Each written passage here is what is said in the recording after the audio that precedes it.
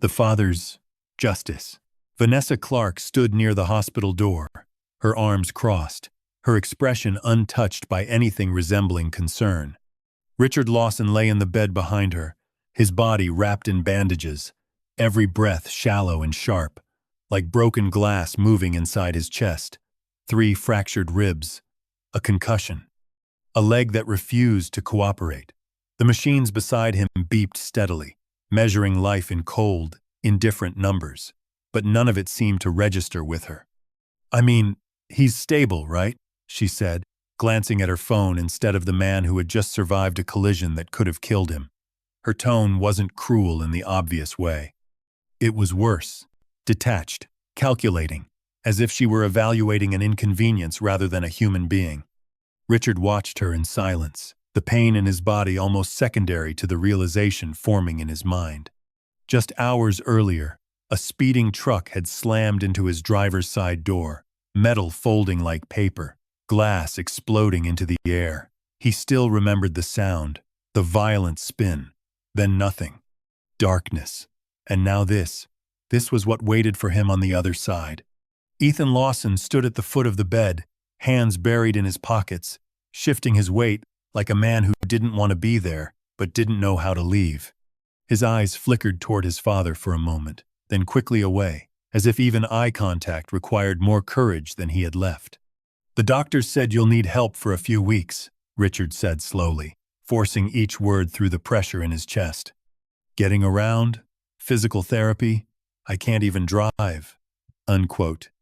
Vanessa let out a quiet breath, already impatient. "We've had this weekend planned for months, Richard. The retreat in Sedona. Everything's booked, non-refundable." She shrugged lightly, like the conclusion was obvious. "And honestly, this is what hospitals are for. Professionals, nurses, people who actually know what they're doing." The words settled into the room heavier than the silence that followed. Richard turned his head slightly, looking at his son, waiting, hoping, expecting, at the very least, a single sentence that would draw a line between right and wrong. Ethan swallowed, his voice low, almost apologetic, but not enough. "She's right, Dad. You're in good hands here." Something inside Richard shifted then, not loudly, not dramatically, just a quiet, irreversible understanding. The kind that doesn't break you all at once, but changes the way you see everything that comes after. Vanessa was already reaching for the door handle. "We should go. Traffic's going to be a nightmare." She gave a brief, polite smile that never touched her eyes. "Feel better, Richard." And just like that, they left. The door closed with a soft click, but the sound echoed louder than the crash that had put him there. Before the accident, before the hospital room and the quiet betrayal that followed, Richard Lawson believed he had built something that mattered. For 35 years, he had worked with his hands and his mind, starting from a single garage bay with borrowed tools and a second-hand lift that groaned every time it rose. He didn't inherit anything. No family money, no shortcuts, just long days, longer nights, and a stubborn refusal to quit when things got hard. One shop turned into 2, 2 became 5. And eventually, a respected chain of auto repair businesses across Phoenix that people trusted with their cars, and, in many ways, their safety. When he sold the company, the number on the contract was more than he had ever imagined in his early years, but it wasn't the money that made him proud.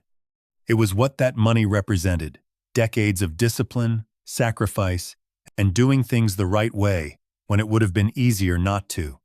Retirement, to Richard, wasn't about luxury. It was about peace. Mornings in his garage restoring classic cars, afternoons with a cup of coffee, hands still smelling faintly of engine oil, evenings that ended without stress or urgency. He had earned that quiet life. And more importantly, he believed he had earned a family that would stand beside him. Ethan Lawson had once been a part of that dream. As a boy, he used to follow Richard around the garage, asking endless questions, handing him tools with small, eager hands. There had been curiosity in his eyes back then, and something else: respect. Richard held on to those memories longer than he should have. So when Ethan got married, when he started talking about building a future, about needing a little help to get started. Richard didn't hesitate. Helping his son wasn't a burden. It felt like a purpose, like continuation. The first check, $200,000 for a down payment on a house, was written without a second thought. Richard told himself it was what any father would do if he could. A chance to give his son a better start than he ever had. Then came the monthly support, $6,000 at a time, temporary, Ethan had said. Just until things stabilized. Richard believed him. He always believed him. Because in Richard's world, family meant trust. It meant showing up without keeping score.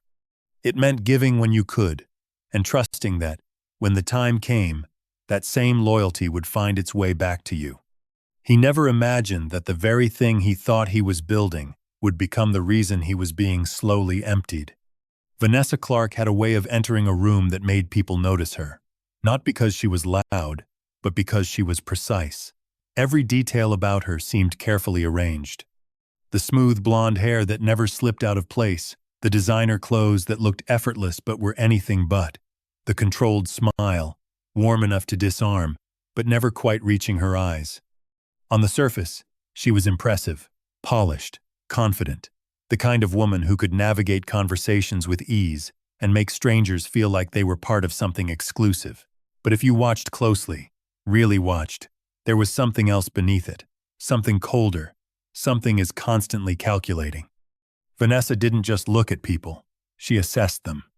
The first time she stepped into Richard Lawson's home, her eyes moved slowly across the room, not with curiosity, but with evaluation. The furniture, the layout, the small details most people would overlook. It wasn't appreciation, it was inventory. A quiet, internal process of assigning value to everything she saw, and, more importantly, to the man who owned it. Her background was nothing like the image she projected. She had grown up in a small, cramped trailer in Tucson, surrounded by limitations she had no intention of accepting for the rest of her life. College had been a brief attempt, abandoned when it became clear that slow progress didn't fit her vision. She didn't want stability. She wanted acceleration. And when she met Ethan Lawson, she saw exactly that. Not just a man, but a doorway, a connection, a path into a world that had always been just out of reach. Through him, she met Richard, and everything became clearer. From that point on, her conversations carried a pattern. Subtle at first. Questions about investments, casual curiosity about the sale of the business, remarks about retirement plans disguised as admiration. Each sentence carefully placed, each reaction carefully measured. To anyone else, it might have seemed like an interest. To Richard, in those early days, it felt like engagement, like someone genuinely wanting to understand his life. But Vanessa wasn't trying to understand. She was calculating every opportunity, every weakness, every possible angle that could be turned into an advantage. Money, to her, wasn't just a resource. It was the foundation of everything. Security, status, control. And Richard, whether he realized it or not at the time, wasn't a person in her world. He was a number, a source, an equation she had every intention of solving in her favor. At first, it didn't feel like dependence. It felt like support, like a father doing what fathers are supposed to do when their children are trying to build something of their own. When Ethan Lawson called about the house in North Scottsdale, his voice carried just enough hesitation to sound sincere. 3 bedrooms, a 2-car garage, a place big enough for a future family. The kind of opportunity Richard Lawson never had at that age. The number didn't scare Richard. $680,000 was a price he could understand. What mattered more was the look he imagined on his son's face, the stability it could bring. So when the conversation turned to the down payment, he didn't pause. $200,000, one check, signed cleanly, without negotiation. Vanessa Clarke had smiled that day. Not the polite smile she showed in public, but something deeper, quieter, a satisfaction that flickered for just a second too long. 6 months later, the calls began again. Unexpected expenses, property taxes, repairs, the kind of problems that sounded temporary, solvable, reasonable. Ethan's tone was careful, almost embarrassed. Just a little help, he said, just until things stabilized. Richard agreed. $6,000 a month. At first, it felt temporary. A bridge, a way to help them find their footing. But months have a way of turning into habits when no one questions them. 6 became 12, 12 became 24. And before Richard fully realized what was happening, $144,000 had quietly moved from his accounts into theirs. Somewhere along the way, Vanessa stopped working. There was no announcement, no conversation, just a shift. The real estate assistant position she once held disappeared, replaced by yoga classes in upscale studios, spa appointments that filled entire afternoons, and shopping trips that turned into statements of arrival. The house Richard had helped buy began to change, room by room, into something that reflected her taste, her ambition, her version of success. Furniture that cost more than the cars Richard used to repair in his early days. Designer handbags that appeared without explanation. A brand new BMW in the driveway, silver with black leather seats, quietly financed by a lifestyle that no longer required her to earn anything. Ethan noticed. Of course he did. But noticing isn't the same as acting. Each month, when the transfer came through, the pressure eased, the bills were covered, the tension disappeared, and with that relief came silence, the kind that slowly replaces responsibility. He stopped questioning the spending, stopped pushing back, stopped being the man who once stood beside his father in the garage, learning what it meant to build something with effort. Instead, he adapted, accepted, and little by little, without ever saying it out loud, he became part of the system Vanessa had created, a system where everything flowed from one source, and no one asked how long it would last. The hospital room was quiet, in a way that made every sound feel louder than it should have been. The steady rhythm of the heart monitor, the faint hum of fluorescent lights, the slow, careful breaths Richard Lawson had to take just to manage the pain. Each movement reminded him of the damage that hadn't fully settled yet.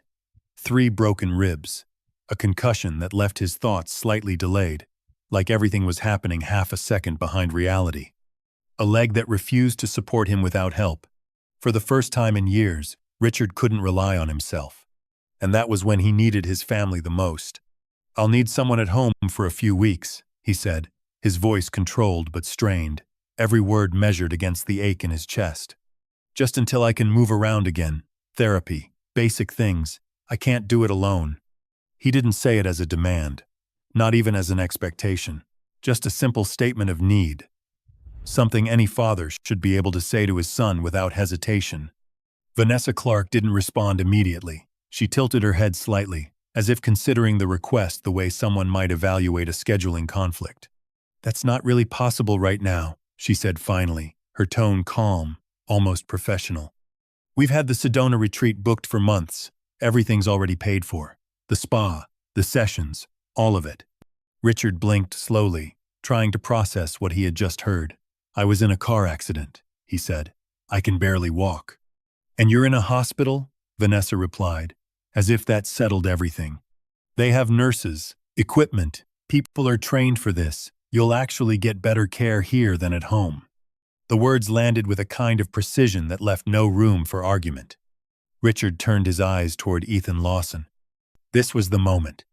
Not complicated, not abstract, just a clear line between right and wrong, between convenience and responsibility, between the life Richard had built for his son and the man his son had become. Ethan shifted slightly, his hands still buried in his pockets, his gaze fixed somewhere just above the bed. "She's right, Dad," he said quietly. "You're in good hands here." That was it. No hesitation, no pushback, no moment of conflict that might suggest he was struggling with the decision. Just agreement, clean and final. Something inside Richard went still. It wasn't anger, not yet. It was clarity. A sudden, undeniable understanding that cut through years of assumptions and excuses. Every check he had written, every transfer he had justified. Every moment, he had convinced himself that helping his son meant strengthening their bond. None of it meant what he thought it did. To them, he wasn't family in the way he had believed. He was supportive. convenience, stability, on demand. A solution. Vanessa was already stepping back toward the door, her attention shifting away as if the conversation had reached its natural conclusion. Ethan followed a second later, not looking back. The door closed softly behind them, and in that silence, heavier than anything the machines could measure, Richard finally understood what had been taken from him long before the money. The shift didn't happen all at once. It wasn't some dramatic decision made in anger or pain. It began quietly, with a screen, a password, and a habit Richard Lawson hadn't questioned in years. 2 days after he returned home, still moving carefully with the help of a cane, he sat at his desk and opened his banking app. At first, it was routine, a quick check, just to make sure everything was in order after the hospital bills started coming in. Numbers had always been something he trusted. They didn't lie. They didn't pretend. But that morning, something didn't feel right. It wasn't a single large withdrawal that caught his attention. That would have been obvious, easy to spot. Instead, it was the pattern. Small amounts, spread out, quiet enough to disappear if you weren't paying attention, but consistent enough to mean something if you were. $7,500. Then another transfer. $8,200. A few days later, $6,800. Richard leaned back slightly, his eyes narrowing as he scrolled further down. His mind, sharpened by decades of running a business, began doing what it had always done best: connecting details, identifying patterns, refusing to accept coincidence where structure existed. He didn't remember authorizing any of them. At first, he gave himself an out: the concussion, the medication. Maybe he had forgotten. Maybe there was an explanation that made sense if he just looked hard enough. So he looked harder. 6 months of statements, then 8. The numbers stacked quietly, almost politely, until they formed something that could no longer be ignored. $47,000. Gone. Not through one mistake, but through a series of deliberate, controlled actions. Each transaction was placed carefully enough to avoid immediate detection. Each withdrawal was just small enough to blend into the background of a man who had been sending money regularly anyway. This wasn't an accident. It was a method. Richard felt something settle in his chest. Not panic, not even shock, but a kind of cold clarity that replaced both. The same clarity he used to rely on when making decisions that affected hundreds of employees and millions of dollars. The kind that didn't react. It calculated. The clarity. There were only a few people who had access. Only a few who knew his routines, his accounts, his trust. And one of them had already shown him exactly how she saw him. Vanessa Clarke. The name didn't arrive with emotion. It arrived with logic, with alignment. Every piece fit into place, in a way that was too clean to ignore. Richard closed the app slowly, his fingers steady now. For the first time since the accident, since the hospital room, since the door had closed behind his son and his wife, he no longer felt like a victim of circumstances. He felt awake, and awareness, he knew, was the beginning of something far more dangerous than anger. Richard Lawson didn't rush. That was the difference between reacting and winning. The moment the numbers stopped being mistakes and started becoming a pattern, he understood something simple but critical. Accusations without proof meant nothing. Emotion would only make him look unstable. And if Vanessa Clarke had been careful enough to take the money this way, then she would be careful enough to deny everything. So Richard did what he had always done best. He built a case. The first call he made was to Daniel Brooks. Daniel had handled his legal affairs for over a decade, a man who spoke calmly, thought precisely, and never made moves he couldn't defend in court. When Richard explained the transactions, the silence on the other end wasn't doubt. It was calculation. "This isn't random," Daniel said finally. "This is structured access. If what you're seeing is accurate, we're looking at financial exploitation. And at that amount, it's serious." Serious meant consequences. Serious meant prison. But Daniel didn't push. He didn't dramatize. He simply laid out the path forward. Document everything. involve the right authorities, and most importantly, do nothing that would alert the person responsible. The second call came within the hour. Marcus Bennett, Financial Crimes Division, methodical, direct, the kind of man who had seen enough cases like this to recognize the pattern before Richard even finished explaining it. People who do this don't stop on their own, Marcus said. They escalate, they test boundaries, and they rely on one thing above all else, that you won't notice or you won't act. Richard glanced at the printed statements spread across his desk. "She made a mistake," he replied quietly. Marcus's voice didn't change, but there was a subtle shift in tone. "Then let's make sure it's the last one." The plan came together with the same precision Richard used to run his business. No confrontation, no warnings, just observation. Within days, small cameras were installed in his apartment, positioned carefully, legally, invisibly. The living room, the home office, every angle chosen, not for drama, but for clarity.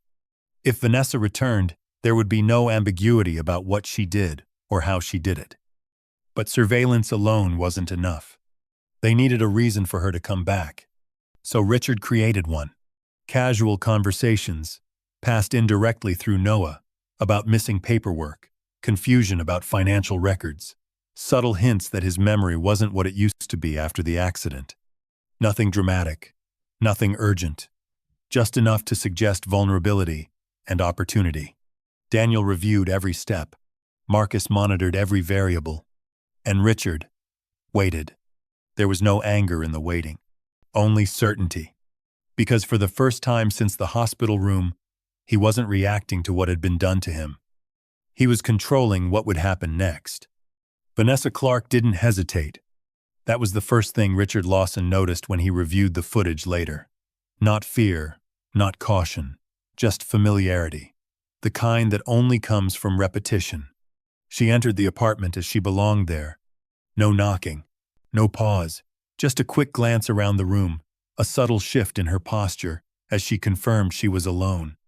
The cameras, tucked carefully into corners and shelves, captured everything, every movement, every decision, every assumption she made about how safe she was.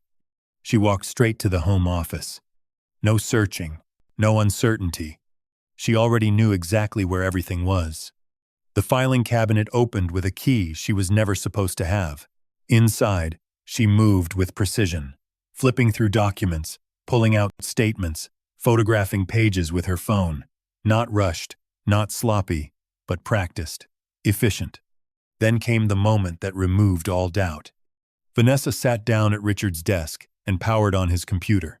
Within seconds, she accessed his banking account, navigating through it like someone who had done it many times before. Balances, transfers, history. She scanned it all with calm focus, as if reviewing something she owned. And then, the checkbook. She opened the drawer, pulled it out, and without hesitation began writing. $5,000. The pen moved smoothly across the paper, her hand steady as she forged Richard Lawson's signature with unsettling confidence. Not copying, not guessing, but replicating. The kind of precision that only comes from practice. When she finished, she looked at it for a second, not to admire, but to confirm. Then she stood up, closed everything, and left. By the time the front door clicked shut behind her, the case was already over. Marcus Bennett didn't waste time. The arrest happened early the next morning, just after sunrise, when routines are predictable and defenses are low. Police vehicles pulled up quietly in front of the North Scottsdale house, not with chaos, but with certainty. Vanessa opened the door expecting a normal day. Instead, she was met with badges, with questions she couldn't redirect, with evidence she couldn't explain away. "What is this?" she demanded, her composure cracking for the first time. Marcus stepped forward, calm as ever. "Vanessa Clarke, you're under arrest for financial exploitation, fraud, and forgery." The words didn't hit all at once. They settled slowly, the way consequences always do. Ethan Lawson stood behind her, frozen, his face drained of color as the reality unfolded in front of him. There were no arguments this time, no convenient explanations, just silence, heavy and unavoidable. The handcuffs clicked into place with a sharp, final sound. For Richard, who heard about it hours later through a quiet phone call, it wasn't the noise that mattered. It was what it represented. Not revenge, not anger, just balance, finally restored. The consequences didn't arrive all at once, but when they didn't leave much room for denial. For Ethan Lawson, the silence after Vanessa Clarke's arrest was heavier than anything he had felt before. The house that once felt like success suddenly became something else, a place filled with questions he couldn't answer and decisions he could no longer avoid. Every detail he had ignored, every moment he had chosen comfort over responsibility, came back with a clarity that was impossible to escape. The legal process moved forward with steady precision. The evidence was overwhelming. Bank records, digital access logs, video footage that showed everything without interpretation or bias. Vanessa's defense tried to reframe it, to suggest confusion, permission, misunderstanding. But the facts didn't bend. They never do. When the sentencing finally came, the outcome was clear. 30 months in state prison for financial exploitation, additional time for fraud and forgery, and full restitution ordered for the money she had taken. The lifestyle she had built disappeared in a matter of weeks. The house was no longer hers. The accounts were frozen. The image she had spent years constructing collapsed under the weight of reality. Ethan was left standing in the aftermath, and for the first time, there was no one else to step in. No one to absorb the consequences for him. The divorce was filed quietly. No arguments, no drawn-out conflict, just a decision that came too late to prevent what had already happened, but not too late to change what came next. More importantly, there was Noah. Noah Lawson had seen more than anyone realized. The tension, the excess, the absence of something real behind it all. And when the court granted Ethan full custody, it wasn't just a legal outcome, it was a responsibility he could no longer avoid. He returned to Richard differently. Not as someone asking for help, but as someone trying to repair what he had allowed to break. The first payment was small, $800. Not significant compared to what had been taken, but that wasn't the point. It was consistent, intentional, a quiet acknowledgement that things had to be earned again, not assumed. "I should have protected you," Ethan said one afternoon, his voice steady but stripped of excuses. Richard didn't answer immediately, because for the first time, Ethan wasn't speaking as a son, expecting understanding. He was speaking as a man learning what accountability actually meant. And that, more than anything else, was the beginning of change. In the quiet that followed, Richard Lawson finally understood something he had missed for years. It wasn't the money. It was never the money. For decades, he had believed that providing, giving, sacrificing was the foundation of love. That if you showed up with enough support, enough generosity, enough willingness to carry the weight for others, respect would naturally follow. That loyalty could be built the same way he built his business, through consistency and effort. But life doesn't work like that. Money can solve problems, but it also reveals people. And sometimes it reveals them in ways you wish you had seen sooner. Sitting in his garage one afternoon, the soft rumble of the restored Mustang filling the space, Richard watched Ethan Lawson and Noah Lawson working side by side. There was something different now. No urgency. No expectation. Just quiet effort. Hands learning again what it meant to build instead of take. Ethan didn't ask for anything anymore. He showed up. Every Sunday. He worked. He listened. He paid back what he could, piece by piece, without being reminded. Not because it erased the past, but because it acknowledged it. And that mattered. Because real change isn't loud. It's consistent. Vanessa Clarke had chosen a different path. She chased control through money, measured worth through what she could extract, believed that access was the same as entitlement, and in the end, everything she built collapsed the moment consequences arrived. Because wealth without integrity isn't stability. It's just a delay. Richard no longer felt anger when he thought about it. just clarity. Money can make people feel powerful, he said quietly one evening, his eyes resting on the car in front of him. But it can't make them valuable. Noah looked up, listening. And sometimes, the moment you stop giving everything away is the moment you finally see who was never there for you to begin with. The garage fell silent for a second, not uncomfortable, just honest. Richard leaned back slightly, feeling something he hadn't felt in a long time. Peace. Not because everything had gone right, but because he finally understood what mattered. Family wasn't about who stood closest when things were easy. It was about who stayed when it cost them something. So now the question isn't about what you would give.